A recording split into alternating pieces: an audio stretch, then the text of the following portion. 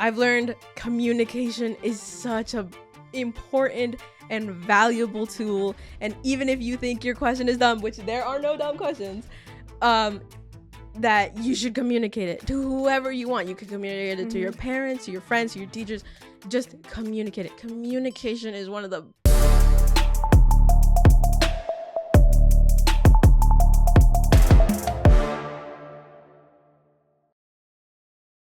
Hello everyone, my name is Fernanda Martinez-Donaus and I'm the Executive Director of RioProgress and the host of RioProgress the podcast.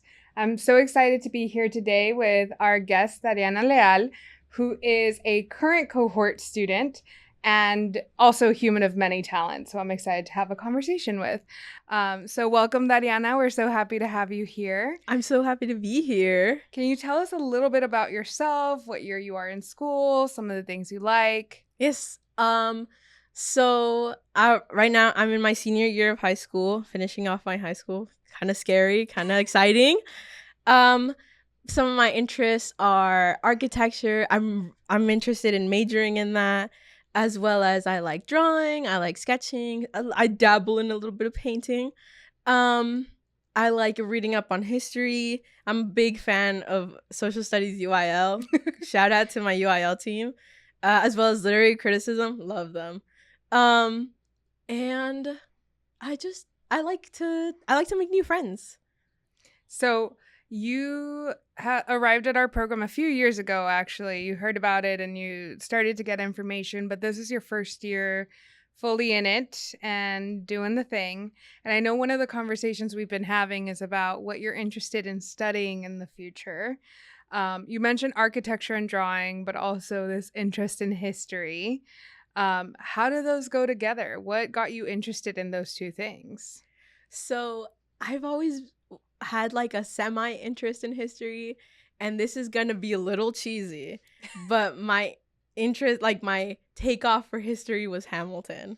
Okay, can you tell the audience what Hamilton is? Because I don't trust they're all theater nerds. Yeah, no, I get it. So Hamilton is a musical produced by Lin-Manuel Miranda, who's also the main actor, about one of the founding fathers, which I think is kind of underrated.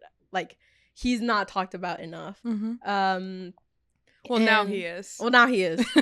Yeah, now people won't stop. So Hamilton started your interest in history? Yes. Okay. It started my deep dive. How did we get to architecture? One day when my parents took me to Ciudad de Mexico to take photos for my quince, they took me to the cathedral in Mexico City, and it was absolutely gorgeous. The architecture, the way the it was built, like the history behind it, the organ. Oh my God, that organ is beautiful. And if I could go into where the keys are played, I don't even want to touch anything. I just want to see it. Right? It has so many different layers to it. It has like the floor where the organ is, but like it's not really its own floor. It's just kind of raised, and then there's like balconies, and there's like no visible way to get to them, and it's just absolutely beautiful. And so you fell in love with architecture. Yes. So in senior year, you are kind of deciding what you want to do next, right? That's part of where you are in the process. I know we've been meeting on Sundays and working on applications and putting things together. Do you foresee this as your career? Are you still thinking about it? Where are you in that process? I can see myself in this career. I think it's a very fitting career for me, but there's always a but. I've also been really interested in law. Okay. And so it's been really weird having to choose between architecture and law, even though they're like nothing, like it seems like nothing is correlated. But to me, they're like two very important parts of me, even though they're different. I think that's one of the things that is the hardest part of not just the college application process, but even once you're in college, we often tell parents who come freaking out that their kids change their major again. Like, they're going to change their major like 100 times, and they might graduate with something and then still end up doing something completely different. because it's a discovery process, right? You're figuring out not only what you like, what you're interested in, what you're passionate about, but also what you're good at, what feels like it's going to be a right balance for you, right? And I know that you've had some experience seeing other people navigate this process. Are there things that you've learned so far, either you going through it or watching your sisters, your older sisters go through it, about how you pick a career, what you decide to study, anything like that? I've learned to pick something that I'm passionate about, Mm-hmm. but also something that kind of gives back to me. My dad always tells me, if you pick a job that you'll love, you'll never have to work, because you'll just be doing what you love. And that's something I live by a lot, especially seeing my sisters really enjoy what they've been working on. Like one of my sister in research and the other one in museums, and they truly do love what they do. And so seeing that, like, it's like I want to pursue what I enjoy, what I love, and that way I can kind of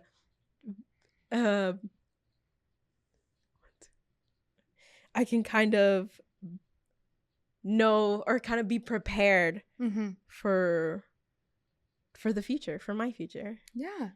So where are you in the college application process?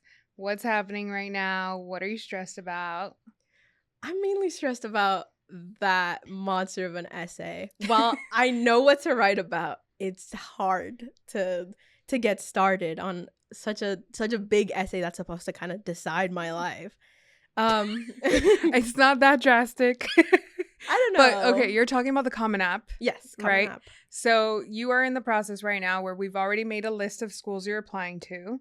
I know that took some coordination, and you've now added those to your common application, which is the application where it's going to get sent out to all the schools so that you don't have to go through each website like I did back in my day, and submit an application for each individual school. This is all in one. But you're right, it has one essay that is going to get sent out everywhere. And it's how many words, do you know? Oh, like, this is a quiz. Oh, shoot. I didn't study. I'm kidding. It's like 650 words. Oh, I was going to say like 500. You were close. So it feels daunting, right? And I know we've been working on it for just like a couple of weeks now, and you have an idea. You're going to write about kind of the story you just shared, right? Yes. What feels like it's so daunting if you know what you want to write about? Kind of how to start things, how to get that hook that all my writing teachers were obsessed about. I have beef against hooks. Me too. I don't actually think they're as necessary as people make them out to be. But I know that we're going to work on this. You're going to write not just one essay, because part of the application process is a lot of essays. And you're going to get better at just starting and eventually getting those jitters out and being like, it's just another one I got to crank out, and then we're going to make it better. Easy peasy. So you're most scared about the writing process. How do you feel about all the other elements? The testing, the grades, the extracurriculars? I feel okay about the testing. I've always been a somewhat okay test taker. I kind of struggle in that regard. But where I think my application would shine would be my extracurriculars. You are very involved. You mentioned some of them at the beginning. Tell me about UIL Social Studies. Oh my gosh. So UIL Social Studies is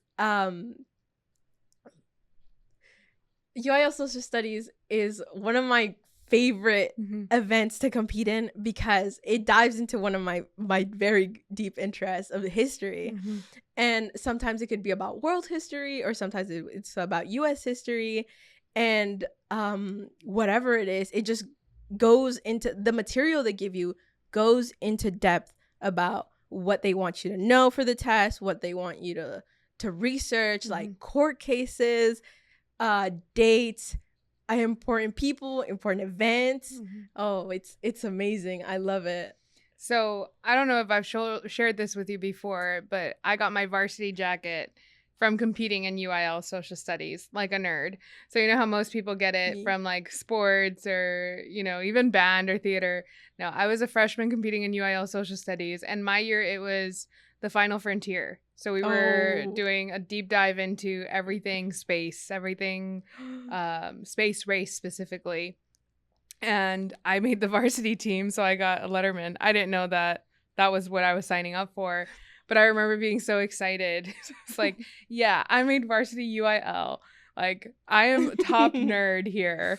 So I get really excited when other students do that. And I know you also mentioned some other clubs that you're a part of, not just literary criticism, but other organizations. So can you tell me about how you picked what you joined? Because you have so many options. Yes. So I picked my freshman year, I picked astronomy club, my school's astronomy club, because I had heard a lot about its legacy.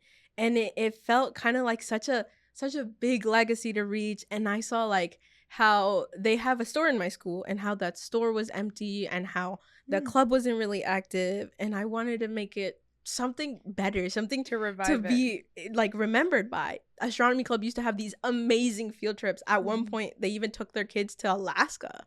I saw the Whoa. itinerary for that and it was amazing. Okay. And so I joined freshman year as historian, and we didn't do much, but I tried to stay as involved as I could. I picked up the camera because we have a camera. I picked up the camera. I took pictures of the meetings, or sometimes when we would go on Star Watches, where it was like we would go outside on the field on Fridays, take our telescopes outside, and we would watch whatever celestial Bodies that were out. And it was so much fun. But like my freshman year, it was really inactive. And then my sophomore year, I have a friend who's super into astronomy, and he became the president. And he asked me, "Hey, Daddies, like, yeah, I know you've been in the club longer, but would it be okay if I became president and then you became VP?" And I was completely fine with that. Like, please. Please. Because while I'm very interested in I like astronomy, I wouldn't say I have the deep knowledge to teach other people about astronomy. And so I try to coordinate events. I'm in the process of like calling some museums about maybe if we can get field trips out to them. That's Which is exciting. super exciting. Yes. That way we can like start the tradition of field trips. I also organized a list of things we could buy. That way we could sell them in the school store. That's for us. And it's such an amazing process that I get to be a part of. As well as TSA. It's another competition event. That's why when you said that you got your varsity jacket through a nerd process, me too. Because my first year that I tried TSA was my sophomore year. That's Technology Student Association. TSA. I actually made it to state for my event, Children's Stories. And while it was very demanding, TSA is very demanding. I enjoyed every step process, every sleepless night, every 10-hour drawing session. I enjoyed it a lot, and it was really worth it. So you picked things that either felt like they were challenges, like the astronomy club. It was exciting, but it was also a challenge to revive it, to make it come alive again. It sounds like you also like competition. A little bit. Also things that kind of align with your interests, right? Or with your passions. Because even TSA, your competition of children's stories is drawing centered, right? Yes. So I like that you're not necessarily going for the things that you feel like are going to look good in a resume or they're going to be great on a college app, but more of what genuinely interests you. Because I think that's made you more passionate about them and able to talk way more about them than if you were just doing like, you know, I'm going to do student council because I hear that all the colleges want to see student council on there. Oh, yeah. So I appreciate that perspective, because I think a lot of our high schoolers are so concerned with what's going to look good instead of what's going to bring me joy and happiness while I do it and while I gain these accolades and win these competitions. Kind of thinking along those same lines, how are you working through the process of figuring out what you want to do and separating that from what is expected of you? Ooh, that's a tough one. Because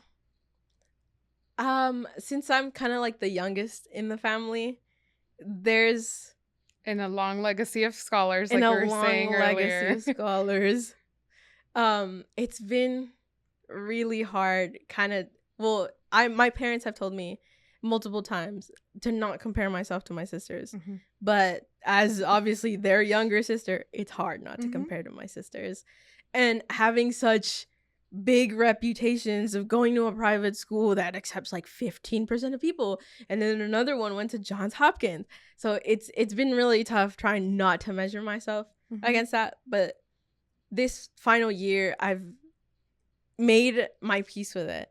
I've took a step back and looked at myself and being like, well, I don't have to fill their shoes. Mm-mm. I'm in this. These are my shoes. They're Mhm. my own shoes, right? And so I decided to set my own expectations and make my own goals instead of trying to follow in my sister's footsteps. I can stay in Texas if I wanted to, or I can go out of state like my sisters. And whichever one, I would be super happy. So what are those expectations you have for yourself? I expect to get through this year in one piece. Step one, get through the year in one piece, hopefully. Mm-hmm. Definitely in one piece. I expect to graduate with hopefully a good amount of hours and accolades and like look good as a student. Mm-hmm. And despite not being an NHS, I think I've done that pretty well. Or NHS or Stuco or... We're not saying any of these are bad for the record. We're not saying these are actually really good for you. But I personally was never... It's not where your heart was at. It's not where my heart was at. So just being kind of like me instead of being the perfect scholar for a university, like the perfect image of a university scholar. Which there is none. I know this is a thing that a lot of people believe, that there's like a mold and this is the type of scholar that this school is looking for. But through my experience, not just applying and helping students apply, but also speaking with admissions officers, they're not looking for someone that's just doing what they think they need to do. They're looking for that heart and that passion and making sure that students are actually good fits for the school naturally without having to try so hard to do something that they don't even care about, right? So I think where you're at in that journey of accepting, like, I really like these are my shoes, right, to fill, and I can set my own expectations, because that's exactly where you need to be at this point. There's going to be a lot of questions in your journey and your application process that are going to ask you about why you picked this school, why this major, what are you interested in? And one of the hardest parts for students in the past that we've worked with is answering that genuinely, because I think a lot of people your age get stuck on like, well, I'm applying to this school, so this is what they're going to want to hear, so I'm going to tell them this. And then it comes through, right? You can hear the lack of passion behind it. So I think you're in an excellent place in that sense. I'm curious about your family background a little bit. You've mentioned your sisters and your dad a little bit. What are their expectations around education for you? Has college always been like a thing that's expected, or has there been some conversations around this? I feel like, yeah, college has always been like a thing they've expected, especially since we moved here from Mexico and they moved here for us, expecting us to, well, not expecting, but hoping for us to get a bigger and better education than they could ever have had. So there's always been that expectation of get into a college. It doesn't matter if it's a community college, but like you're welcome to stay here with us, like close by, or you're welcome to go all the way to New York. You know, it's definitely an expectation of them for us to go to college, but to be happy where we go to college too. That's such a good balance. I don't think every student gets that balance. Unfortunately. But I think it's a good way to approach it, right? We have the expectation that you're going to get an education and that you're going to take advantage of the opportunities, but it's not necessarily that we expect you to do it in a specific way, right? You've also now seen both of your sisters go through that process. Have you learned anything that you're like, I'm absolutely not going to do that, or I don't want that for myself? I think I'm absolutely not going to wait for like a career choice until the last moment. Okay. That's for sure. I think I definitely want to try doing something in my field, maybe definitely by senior year. You're gonna do something in your field by senior year. I think you're referring to like internships and Yes. shadowing. So this is something that I think maybe is a misconception that students think I have to wait until I graduate to be able to work in my field, but you can actually start as my first internship was in freshman year. Oh. So you can start as soon as you want, and people love interns because interns are willing to do a lot of the grunt work, right? For the sake of learning, but it means that you're going to have plenty of opportunities to at least step through the doors of whatever you're interested in. If it's an architecture firm, a law firm, and just see what the work is like. What taught you that? I've seen my sisters struggle with trying to find something in their field that fits just right for them. I feel like a lot of people have the image of like, once I'm done with college, someone's going to offer me a job that's perfectly suited to me. And I don't want to wait for that. I think I want to carve my own little niche into like whatever architecture firm or law firm that I'm going to be in. Mm-hmm. And I think you might actually end up trying both, right? To see which one you like better and what the reality of these jobs are. I know I've seen students go through thinking they want to be a lawyer, and then they get there and they realize that like 80% of law is reading and writing. And they've been picturing the courtroom where they go and they're like, objection. Exactly. And then they get to a law firm and they're like, oh, I actually am miserable. I hate this. I don't want to be reading stacks and stacks and stacks all day long. And you know, that it's not just with law, it's with other careers. Going into medical field and realizing I'm really good at like memorizing anatomy, but I really actually hate smells, and like maybe a hospital is not for me. Oh yeah. Right. So I think all of that is very good insight to have already, of knowing that you have these interests, but you want to actually pursue them early, and you want to, like you said, carve that space out for yourself in the thing that you know you enjoy. Right. So what are some of the ways that you've already started doing that, or that you've already started thinking about doing that? Okay. I think my participation in my UILs, Mm-hmm. even though it's been kind of semi-subconscious, really fits into my interest in law, because it's literary criticism and social studies, which kind of like go hand in hand with reading and writing and all that good stuff. But on the other hand of architecture, my senior year in SciTech, we're offered many different senior courses in our engineering building. There's architecture, there's aerospace, and I think there's one more. But I chose to go with architecture to see that field, and the syllabus and like kind of the course design that they've laid out for us has been really interesting. Oh, good. So you're taking that class, or you're going to be taking that class this semester? Yes. Okay. Are there things that you are really looking forward to, or questions that you want answered through it? I'm really looking forward to learning how to design things in like 3D, like CAD drawing.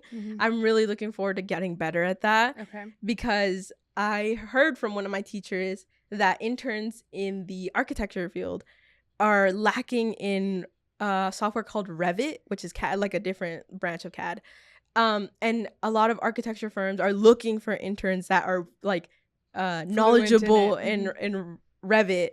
And by the end of that class, actually, if I take a test and I pass, I should get my Revit certification. Oh, that's exciting. So you could start looking for internships freshman year with that. Yeah. That's amazing. And I was like, oh my God, that's super exciting. So you are at a school that offers a lot of really great programs like that, right? Certifications, giving you opportunities to actually see what is missing in the field and filling that gap. Are there other things that you feel like have been really helpful throughout high school in preparing you to this point or for, the future? Probably the support of my teachers, Mm-hmm. like talking to them about the problems I have in their classes or maybe in other classes. And having that support system of teachers, not only teachers, but also like friends, being Mm-hmm. able to openly discuss about what you struggle in, even if it's like, even if you think it's a little bit dumb, but There are no dumb concerns. there are no dumb concerns. But it's really good to have that kind of like open friendship or open-mindedness with your teachers where you can openly discuss your struggles. And what have you learned from those teachers and from that process of saying, hey, I need help? I've learned communication is such a important and valuable tool. And even if you think your question is dumb, which there are no dumb questions, that you should communicate it to whoever you want. You can communicate it to your parents, to your friends, to your teachers. Just communicate it. Communication is one of the best skills I've learned in high school. That's awesome, because it's going to keep helping you throughout your entire life. That's what I've heard. Especially, I think, this willingness to ask for help and to just dive into things, because those are going to be not just essential in college, but also in the workplace. You're going to start off probably not knowing a lot of things, despite the fact that you go to college, you graduate, and you are still just like a baby in the field, and you have the basics, but it's going to take a long time to become an expert. Oh, yeah. And being willing to ask for help or to ask questions.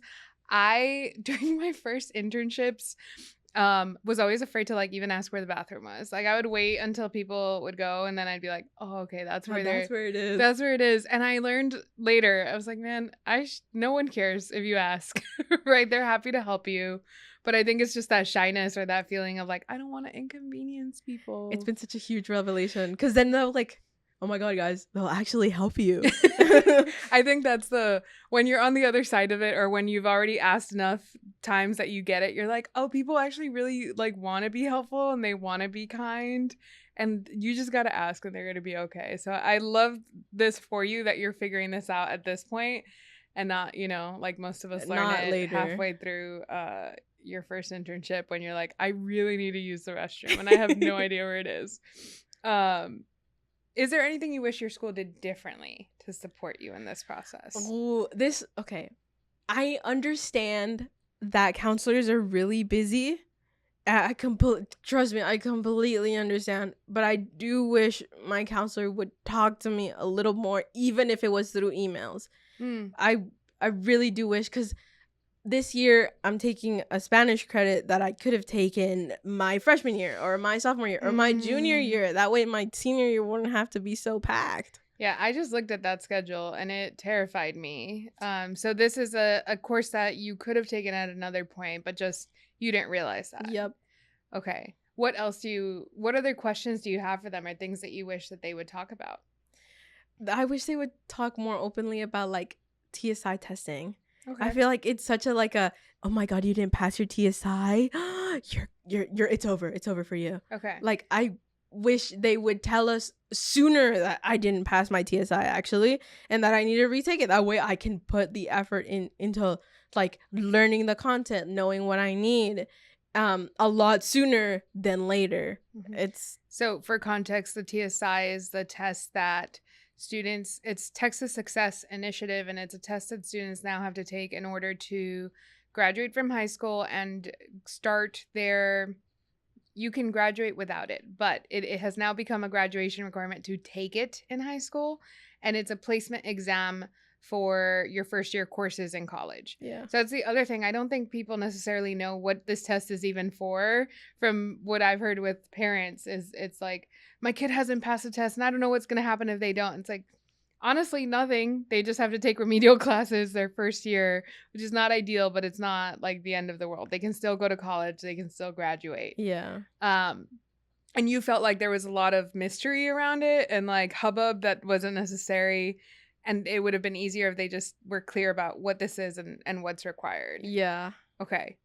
did you feel that same experience with other testing like SAT, ACT, or is it really focused on this? It's really more focused on this because all teachers know more about the ACTs and ACTs, and since it's like a more like, I guess people consider it a more important test, it's like everywhere. It's like, oh, your SATs, your ACTs, like your time management, and the amount of questions, and it's all very open, but like the TSIs have been almost like such a mystery subject for me. Okay. So more transparency, also more clear information about what you need to be doing at each stage. Have there been moments where you felt like, besides this AP Spanish credit that you're taking now, where you felt like, oh, I wish I'd known that sooner? Yes, actually, my freshman year, I got put in English 2. Okay. I wasn't supposed to be in English 2. Hmm. And so my sophomore year, I had to take English 1 with a bunch of freshmen. Okay. That was so much fun. Okay, so there's been some like scheduling things. What about college? How do they talk about it? Do you feel like you understand the process or what they're going to do to help you with the process? I feel like they're I feel like they're picky about their students who they talk about college, because they will organize events where a college comes in and they talk to you about what their process is, what their admission process, and like what they offer, what they can offer you and things like that. And you can sign up for them. You're more than welcome to sign up for them. But the thing is, sometimes, well, since I'm not the student with the best grades out there, I sometimes don't even know about them. I learn about them through one of my friends who's in the top 10%. So these events are not, well, they're open to everyone. They're not advertised to everyone. Yeah. How have you worked around that? I've gone more on, because my counselors mainly communicate through Teams. So I've gone more on Teams, try to check it more often. I've asked more my friends and stuff like that, because they try to reach out more to their counselors to see what's going on in the school or how they can handle this situation or another situation and things like that. Is there like a bulletin board or some place where they post announcements, or is it just electronic communication at this point? I think it might be electronic communication at this point. I'm again feeling old because I know there used to be these like things called bulletin boards and people would post announcements on there. I wonder what that is. But now it seems like a lot of it is email or messages or word of mouth that these events are happening. Actually, I hope they stop doing that, especially with the new law in Texas, which I can't use my phone to check my email. Yeah, so that's probably going to change things a little bit of how they are actually sharing the information with you all, and hopefully it'll make it actually where everyone gets it. Like, I wish they would just do announcements of like, I know, hey, me too. Hey guys, we're gonna have a session on this. Now, you mentioned that you're not the student with the best grades. She's doing perfectly fine, everyone. There's not to worry. But I think that there's a system within Texas high schools of ranking, right, and of percentages and things like that. And we've had someone on the podcast before that's mentioned it made them feel a little overlooked to not be in that little group at the very top that everyone's like all like, attention on them. Yeah. How are you making sure that you are still feeling confident about where you're going and what you're applying to, but also how are you navigating like school selection and making sure that you are set up for success through the college application process? I've kind of managed it by like putting more weight on my extracurriculars, because those are the ones I can fully be like, look at my extracurriculars, they look really good. Like, there's some things I can talk about, there's some things I'm passionate about, and they look great. And while my grades are they're good. They are good. They're good, great. But they're just not in a very competitive school. Yeah, it is a very competitive school. So I kind of managed it by like trying to keep in with the top 10% crowd. They're very chill. I really like this. This is one of the first things that we talked about when we first you first started working with us. You're like, I might not be, in the top 10, but a lot of my friends are. And I think this is crucial. You shared something your dad tells you. Something my dad always told me was like, the show me who your friends are and I'll tell you who you are. And I think it's so beneficial to hang out with the people that you either want to be like or that have some information you want to have. And I think you've done a great job of making sure that, you know what, even if I have to find it through alternative avenues, I'm gonna make sure I have the information. Oh yeah. I'm gonna make sure that I hang out with those people so I can be in the know of what is going on. And I think it also motivates you, right? To like keep reaching, keep doing this thing. Like try to keep pace with it. Try to keep pace with them. And you don't have to be at their, at the same exact level of fighting over decimals for places, but still feeling that encouragement of, well, everyone's working towards this big goal, so I'm going to also work towards this big goal is an essential part of this. Yes. Now you're part of our cohort, RioProgress, which has grown exponentially from what we anticipated. Yay! But it's very exciting. How do you feel about the time on Sundays to work on your applications and making sure that you're getting things done? I feel really good about it. Honestly, it's some of the best times. It's some of my most productive time, unfortunately, because I have someone standing over my shoulder making sure I do my work. Yeah, it's and that's not just us, right? That's also your peers, because everyone is kind of working on the same thing at the same time. And I know that sometimes you'll like lock in, put in the music, and you're working. And then I've also noticed sometimes conversations happen and things are being discussed, but it's still kind of productive, right? It's still about like, well, should I write about this or should I write about that? Or I overheard a conversation on your table about, how to present extracurricular activities or how to pick which thing to talk about, because y'all are so involved in all the things. Thankfully. And I like seeing it, but I wanted to know if we were matching and aligning and what we're noticing. What are you, besides the essays, what are you anticipating is going to be difficult about this process? Oof.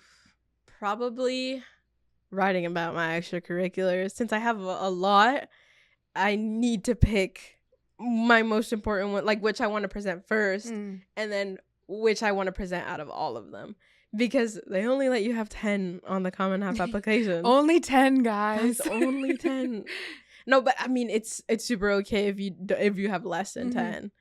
So like prioritizing those and making sure that you're telling a story. Yes. How do you feel about the possibility of rejection? I'm a little scared about it, but I think I've made my peace with the colleges that I want to shoot for. Obviously, shooting for the stars, or shoot for the moon and you'll land on the stars. Obviously, I want to go for them, but if they say no, I'll completely understand. And you've created a good list. I know this is a piece of advice that I pass on to all of you because it was shared to me when I went to one of these admissions sessions. I was really nervous. I was like, how do I make sure that I am happy my freshman year? That was my question, which already tells you where I was at in terms of my emotional state. Oh my gosh. And thankfully, I think it was a senior who was going through the process, shared, if you make sure that every school on your list is one you'd be happy to go to, then no matter what the results are, you're going to be okay.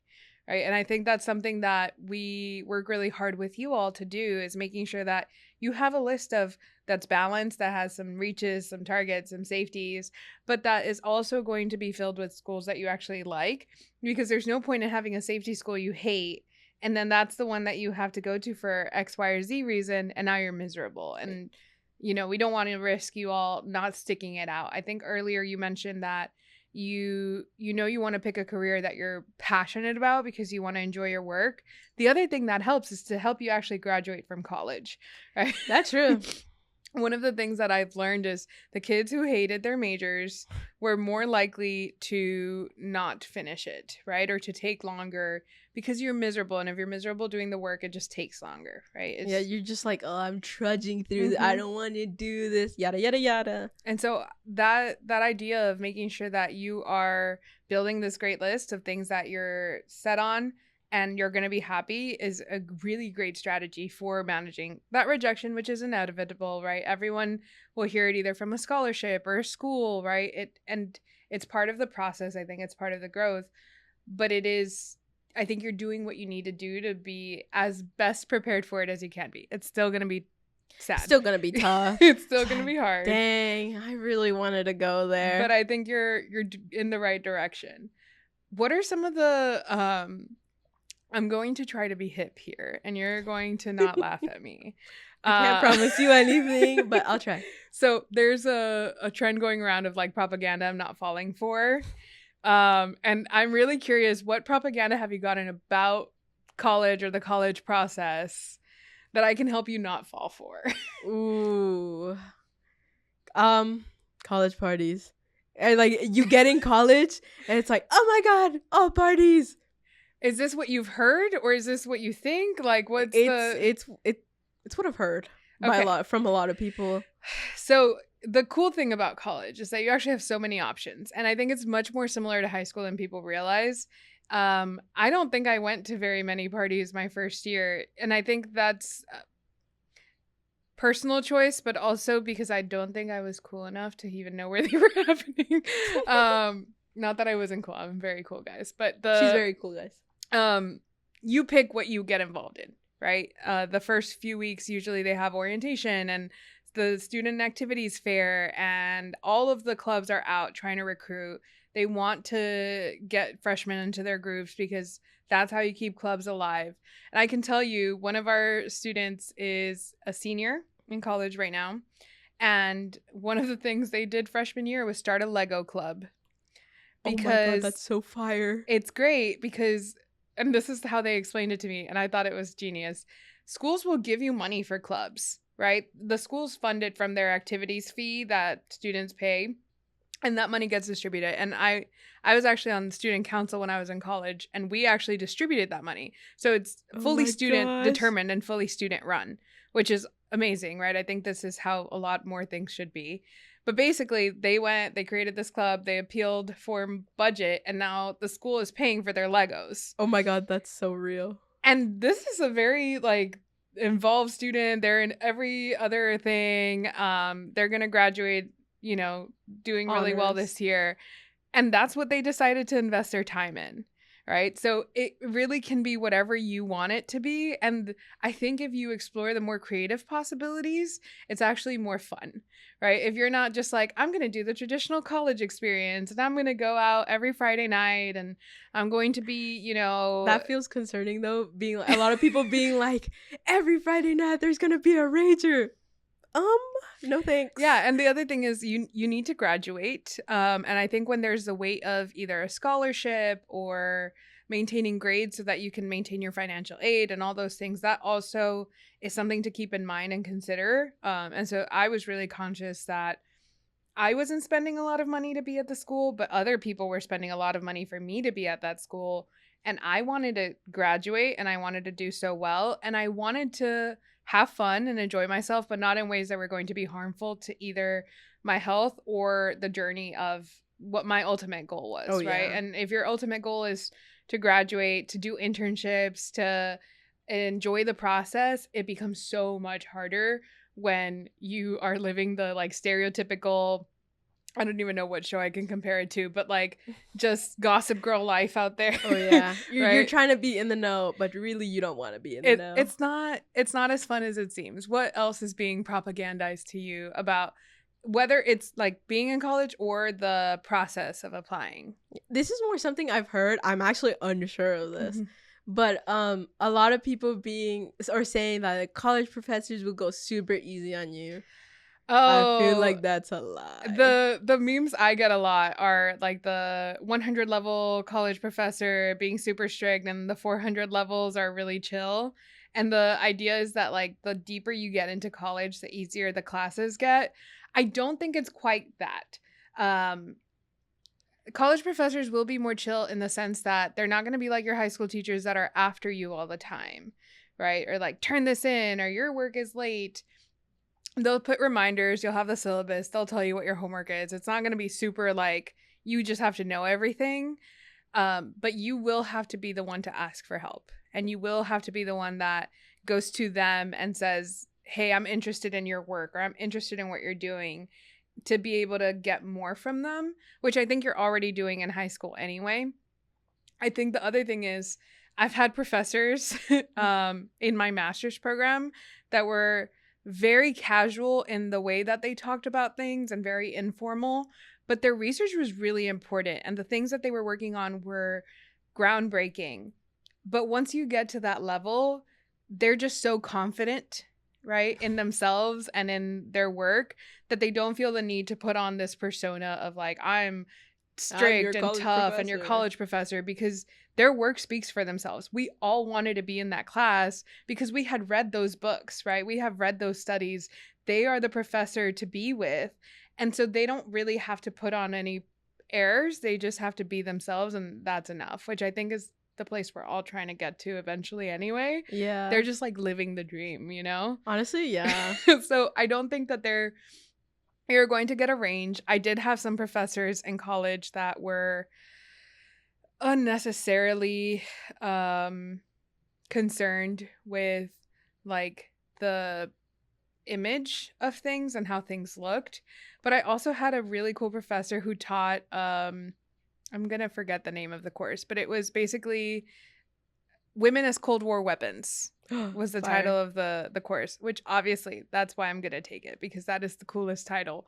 But she would show up in her motorcycle outfit and she was so cool, and we were all just like, yeah, like let's learn about, you know, this really important piece of history through this person who is not here in like a formal suit and tie every day, making sure that, you know, she looks professional, because that's ultimately a concept. Yeah. Right? And then like when they exude that like personality, it just makes you like the subject more. Mm-hmm. Every time I've had a teacher that's really passionate about what they're teaching, even if it's like an off day and they talk about, but they like still talk about it in depth. I love that subject. I've always loved those subjects. It makes it more interesting. We had another professor I had taught weapons of mass destruction, and you can see a theme in the things that I was very intrigued by. Okay, but these titles are low-key fire.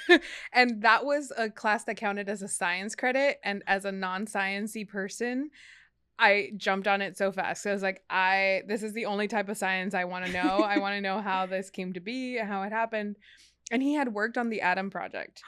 And so he was like, yeah, I can tell you all the details. And he would bring his friends. None of them were serious. Their hair was a mess all the time. Oh my gosh. They would come straight from work in their like khakis and a polo. But I learned so much from that class that I would not have expected to, purely because they were just, we're here to teach. We're not really here to be concerned about like the way we look or the way we present ourselves. And they were willing to answer any and all questions. And I think students felt more comfortable also asking them when you feel like there's not this barrier of formality between you. It's like you're talking about something you're really passionate about. So you're info dumping. I love it. Well, that's what you have to look forward to in college. And I'm really excited to see your process. You're going to be our first student really going for architecture. So really? I'm excited to learn alongside you what some of these programs look like and what they end up being, because we keep up with our alumni, right? So I am so excited to hear about your internships and everything you do. That is super exciting. We're going to pivot a little bit. So you had to answer this question when you applied for RioProgress, but I don't know that you remember what you wrote. I don't think I remember. So I'm going to ask you again. And the question is, when you think about the future or about where you are right now, how do you define progress? Ooh, I like that. I define progress as kind of like being a better version of myself. Being in like kind of a mental state where I just like, I'm fine with not fine with like everything, because obviously I want challenges to have an effect on me, right? But being fine with how people kind of perceive me, how to take a class a lot more like step by step, instead of being like, oh no, like I got an F, like this is over, like I'm not gonna graduate, I'm gonna fail, right?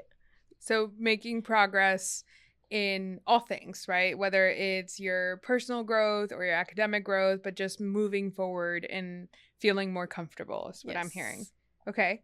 What gives you hope right now as you plan for your next steps? Helping my parents in the future is kind of like it's a big thing, because one of my sisters are also help my parents because they're in their own careers. I would try to like be more independent myself, and so I can help them like instead of me having to rely on them. I want them to rely on me for like a few things, if anything. Maybe like get them like spoil them sometimes. My mom really likes Audis, and I would Like the love, car? yeah, the Oh, car. okay. She's like, you should give me one when you have Niche money. interest. Okay. I know. I was like, you don't like any other type of car? She's like, no, I like Audis. Okay. You want to know why she likes them? For the circles. Just for the logo. Okay. I love my mommy.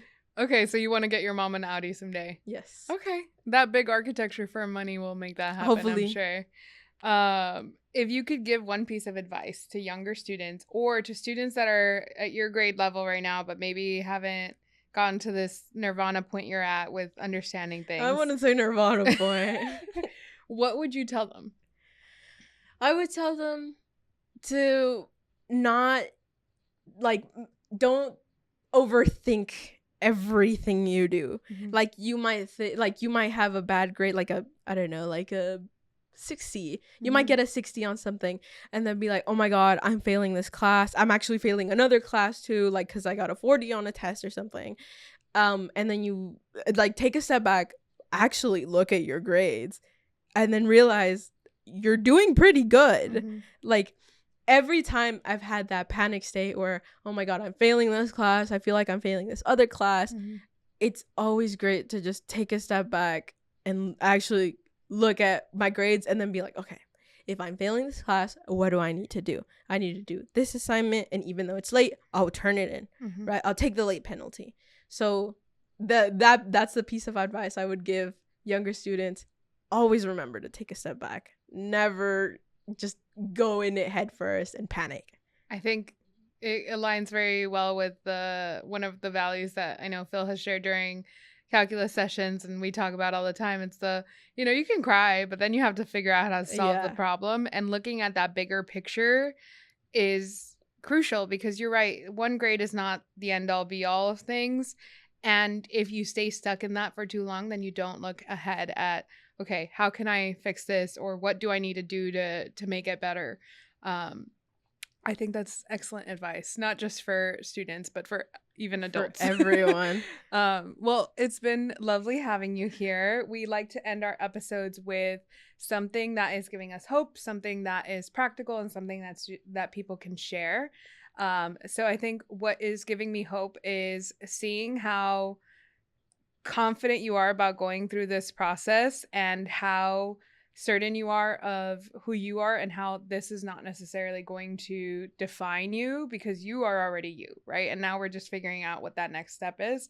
And I hope that other people also get hope from that, because this can be a really stressful process, and it doesn't have to be. And I think that is the hopeful piece. I think practicality wise, go look at your graduation plan if you're a high school student or a parent to a high school student. Those are available on your school websites as well as the Texas website, and it tells you all of the credits that you need in the order and sequence that you need them. And just because you mentioned having to take a class now that you didn't need to, or you could have taken earlier, or switching them, just go look and make sure that you're aligned with what you need to be, and ask your counselor questions if you're not. And then I think, as far as sharing, obviously share this episode, but also share with the young people in your life that it is okay to accept that parts of this process are going to be difficult, and also that parts of it are going to be really rewarding, and that it's a matter of going through it and not necessarily stunting yourself throughout it. Is there anything you'd like to share with people? Yeah, right now that you talked about, like, make sure you talk to your counselors, make sure you chase after your counselors. Oh my gosh, sometimes they won't talk to you, so chase after them. We do really like the annoyance until they talk to you strategy, and it works. So it does work. Thank you for adding that. And thank you for being here on the podcast with us. Thank you all so much for joining us today, and we hope that you'll stay tuned for the next one. Thank you all so much for watching this podcast and following along with us. If you really liked it, please feel free to subscribe on YouTube, Spotify, anywhere that you might be listening to this. And if you want more information about the work that we do, you can go to RioProgress.org, or you can follow us on socials at RioProgress.